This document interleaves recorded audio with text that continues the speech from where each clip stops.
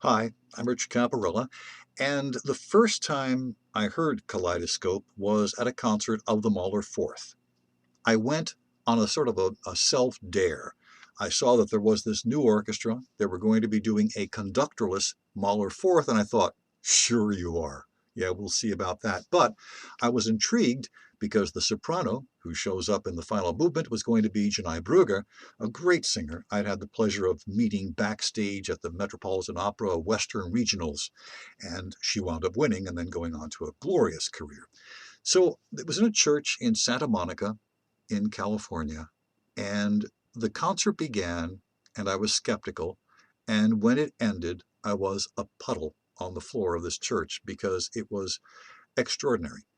Conductorless, with a great soprano, everyone pretty much standing except for the cellists, and watching the passing around of the lead from player to player, from section to section, was fascinating, a new way to experience the music, and a great hour spent. Now, as far as the actual piece itself, if you know Wagner's Ring, it's sort of like Wagner's Ring in that it's 15 hours shorter and was written backwards. Mahler, like Wagner with his Siegfried's Tod, the death of Siegfried, then working back to, oh, I should do something about the young Siegfried, so then I'll write an opera called Siegfried. Oh, but then I really need something about his parents should be in there, so then you get Die Walküre. And then, oh, but how did this all start? Well, I should go with how the ring got stolen in the first place, hence Das Rheingold. So the four opera ring cycle is a little bit like what happened in the Mahler Fourth, in that he started with the finale, this remarkable song by an innocent child telling us about the wonders of heaven. The angels bake bread, which is why it always smells so good in heaven. And he worked backwards from there. Now, when he starts and when he ends, it's sleigh bells because childhood, right? Snow, cold, watching your breath in the air, that kind of wonder of childhood. So it starts with the sleigh bells. There is a joyfulness about the first movement of the Mahler Four that I see very, very seldom other places in Mahler.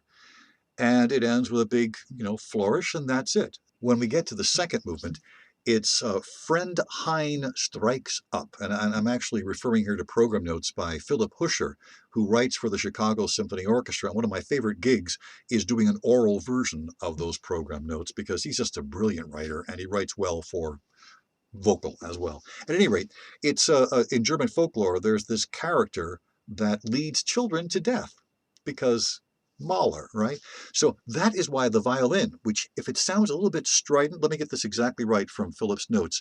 The instruction is to tune the instrument up a whole tone to give it a harsher sound and to play it wie ein Fiddle, like a fiddle, not like a violinist in an orchestra. So there's a very sinister aspect to that second movement. Then follows the third. Have you ever seen the old film from the 80s called El Norte about the journey of two folks trying to come north from Mexico?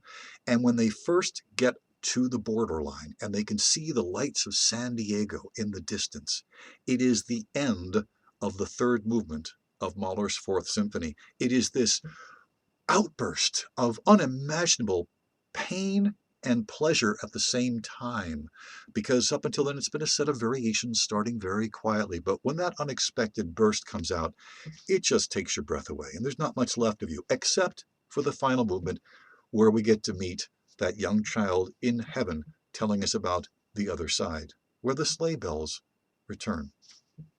And the final line in the poem, St. Peter fishes in a pond stocked by God every day, and there's no music at all on the earth which can ever compare with ours. At any rate, it's conventional, it's 54 or 55 minutes long, and it's a breathtakingly beautiful bit of Mahler, the most serene, the most at ease of the entire Mahler symphony canon, and the performance by Kaleidoscope is just a delight. Bring a hanky, and thanks for listening.